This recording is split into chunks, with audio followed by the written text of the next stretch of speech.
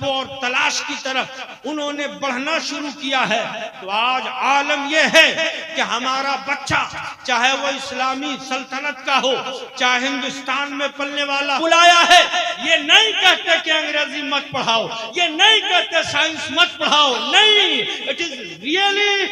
very important to learn science and worldly education, all that. کیا میں آ کر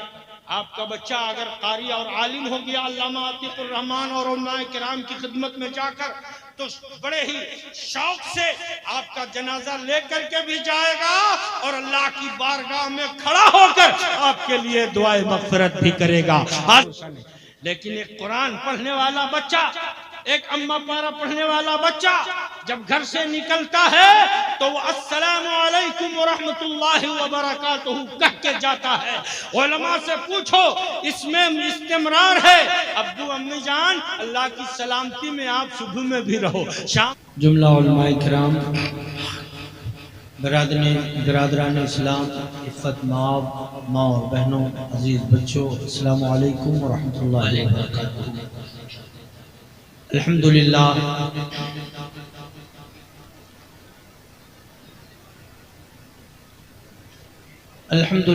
الذي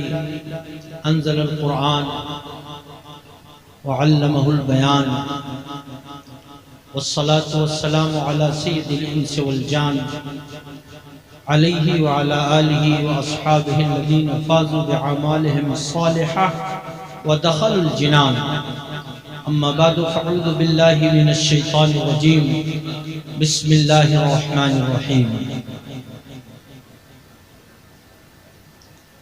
قل هل يستوي الذين يعلمون والذين لا يعلمون، صدق الله مولانا العظيم وصدق رسوله النبينا الأمين الكريم الرؤوف الرحيم، ونحن على ذلك لمن الشاهدين والشاكرين والحمد لله رب العالمين۔ محبتوں کے ساتھ بارگاہ رسالت پناہ میں درود و سلام کا نذرانہ پیش کیجیے اور پڑھیے اللہم صلی علی حضرت کے روبرو کر تسخیر مقام رنگ و بو کر، تو اپنی خودی کو کھو چکا ہے، کھوئی ہوئی شے کی جستجو کر۔ ڈاکٹر اقبال نے بہت پہلے یہ بات کہی تھی۔ اسی قطع اور مطلوع آیت کے ارد گرد چند منٹ آپ کا وقت لوں گا۔ صدر اجلاس شہزادہ غوث اعظم ہمارے محترم و معظم علاقے کی شان اور وقار حضرت علامہ حافظ و قاری سید عتیق الرحمان صاحب قبلہ مرکز اللہ النورانی کی شاندار صدارت اور بانی و محتمم دارالعلوم اصدقیہ حضرت حافظ و قاری واعظ الحق بڑے ہی نباز طبیعت کے واقع ہوئے ہیں، یہاں سے روحانی جسمانی علاج بھی کرتے ہیں اور طالبان علوم نبویہ کے تشنگی کا بہت ہی محتم بشان انتظام کیے ہوئے ہیں، جن کی قیادت میں یہ جلسہ آج ہو رہا ہے۔ منتظمین جلسہ کہ جاتا تھا اور تب آتا تھا 5-6 مہینے کے بعد، آج حج کے ارکان سے 2 دن 3 دن پہلے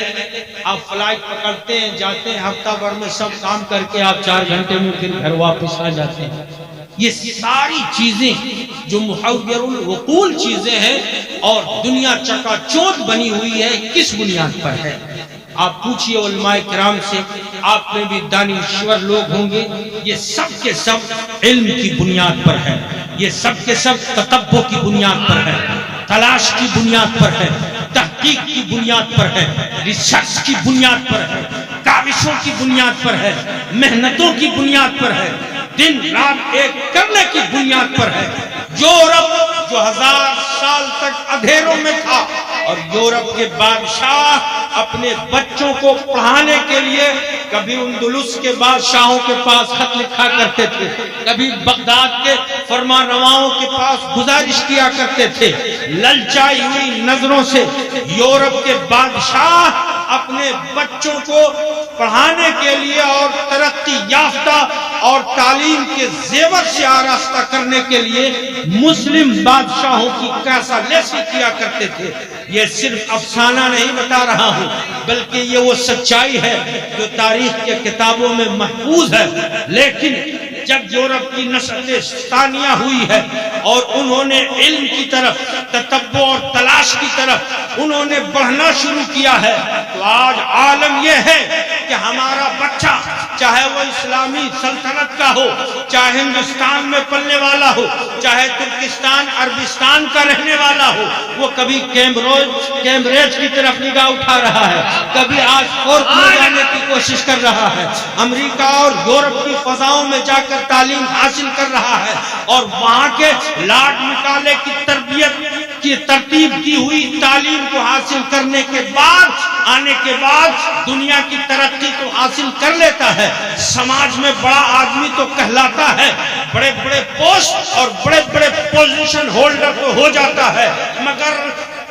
اکثر و بیشتر بلکہ 98% کی دنیا تو بن جاتی ہے، مگر دین تباہ ہو جاتا ہے، اخلاق تباہ ہو جاتا ہے، کردار تباہ ہو جاتا ہے۔ میں اکثر جب انگلش بولتا ہوں تو لوگ کہتے ہیں انگلش بولنا ماں صاحب واقعی بڑی بات ہے، اور آج کل تو معاملہ ہو گیا ہے کہ انگلش بولنے والے کو لوگ بڑی اچھی نگاہ سے دیکھتے ہیں۔ کانوینٹ میں جو بچہ پڑھنے جاتا ہے، صبح میں گڈ مارننگ پاپا، گڈ مارننگ مم کہہ کے جب نکلتا ہے، ماں کا سینہ پھول جاتا ہے۔ بچہ آتا ہے، good afternoon dad, good morning, good afternoon mum, good evening, good night کہتا ہے، ماں باپ پھولے نہیں سماتے ہیں، اور 2000 سے 2500 سے 5000 تک فیس 29 سے 30 تاریخ تک پہلے لے کے پہنچتے ہیں کہ کہیں بچے کی فیس میں دیری ہو جائے تو لیٹ فیس نہ لگے اور کہیں بچہ نکال نہ دیا جائے۔ میرے دوستوں، میں نہیں کہتا کہ انگریزی پڑھنا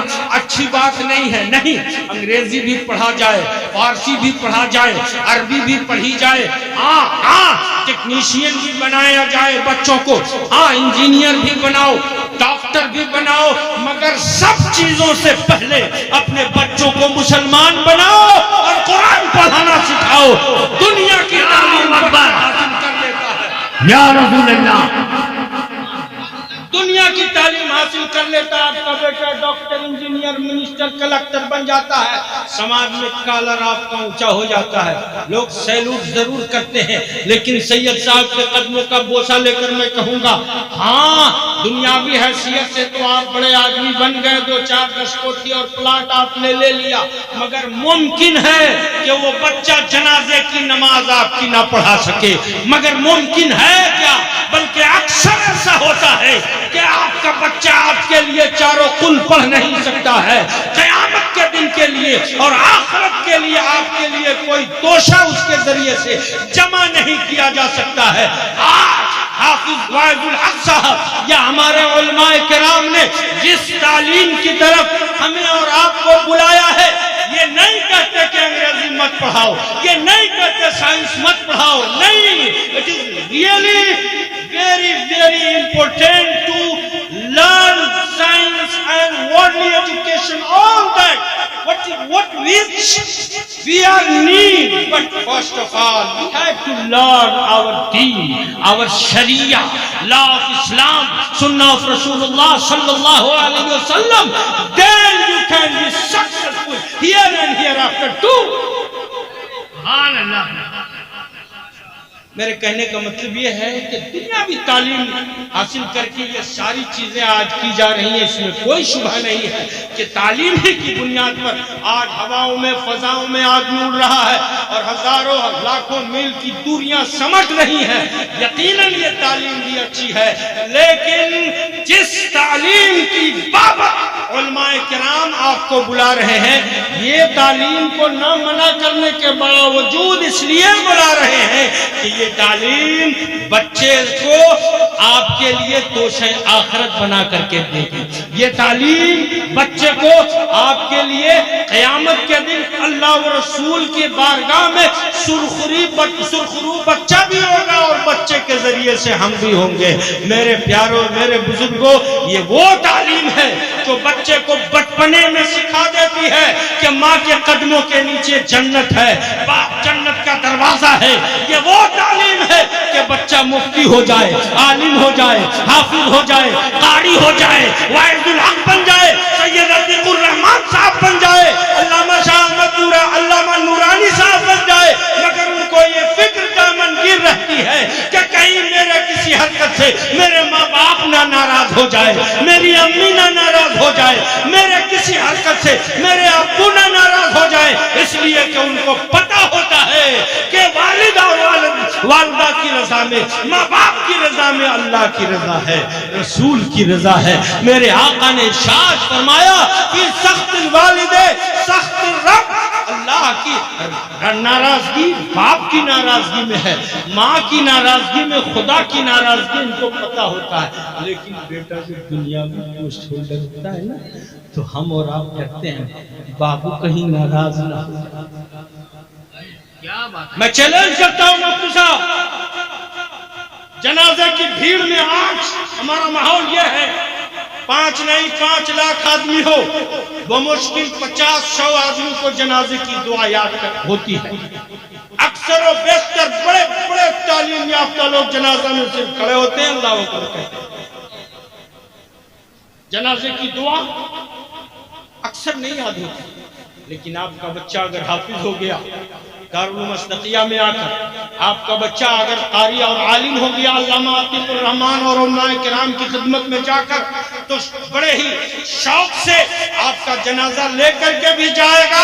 اور اللہ کی بارگاہ میں کھڑا ہو کر آپ کے لیے دعائے مغفرت بھی کرے گا، حاضر اور غائب کے لیے دعائے مغفرت بھی کرے گا۔ حافظ صاحب قبلہ جس تعلیم کو دے رہے ہیں اور آج آپ جشن دستار حفظ بھی دیکھیں گے، یہ وہ تعلیم ہے جس کے بارے میں میرے آقا نے ارشاد فرمایا تھا، من قرأ القرآن وعمل بما فیہ البس والداہ تاج یوم القیامہ ضوءہ احسن من ضوء الشمس۔ نبی کونین ارشاد فرماتے ہیں کہ جس نے قرآن کی تعلیم حاصل کیا اور پھر اس پر عمل کیا، تعلیم کے مطابق زندگی گزاری، تو اس کا جو مرتبہ ہوگا تو وہ ہوگا ہی اس کے قرآن پڑھنے کی وجہ سے، قرآن پر عمل کرنے کی وجہ سے، نبی کی سنت اپنانے کی وجہ سے، شریعت کی ترویج و اشاعت کی وجہ سے۔ کل قیامت کے میدان میں اللہ تبارک و تعالی اس بچے کے ماں باپ کو عزت و عظمت کا تاج پہنائے گا۔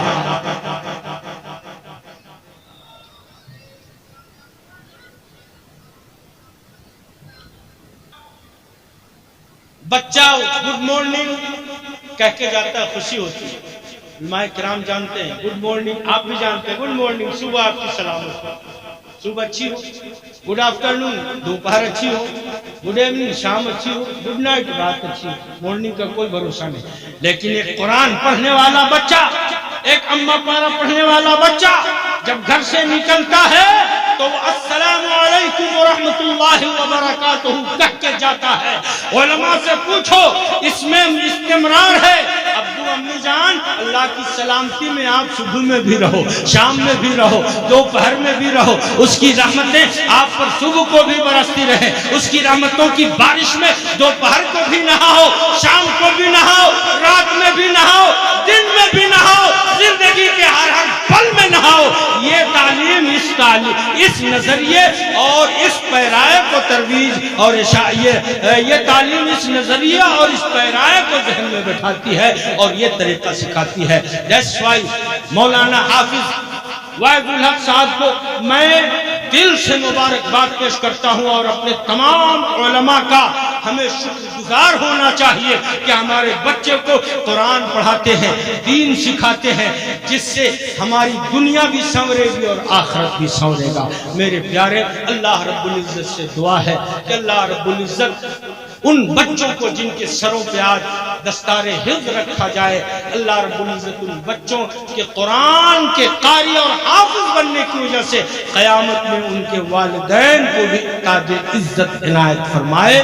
اور ہمیں اور آپ کو دین و دنیا میں سرخروئی فرمائے. میں آخری بات یہی کہتا ہوں، آج دنیا کا حال دیکھ رہے ہیں آپ، ہندوستان میں جو ہو رہا ہے آپ کے سامنے ہے، دنیا میں جو ہو رہا ہے وہ آپ کے سامنے ہے. میرے دوستو، کوئی حکومت، کوئی طاقت ہمارا علاج نہیں کر سکتی ہے، ہم اپنا علاج خود کر سکتے ہیں. Nobody will come from outside to change us. We have to change us ourselves.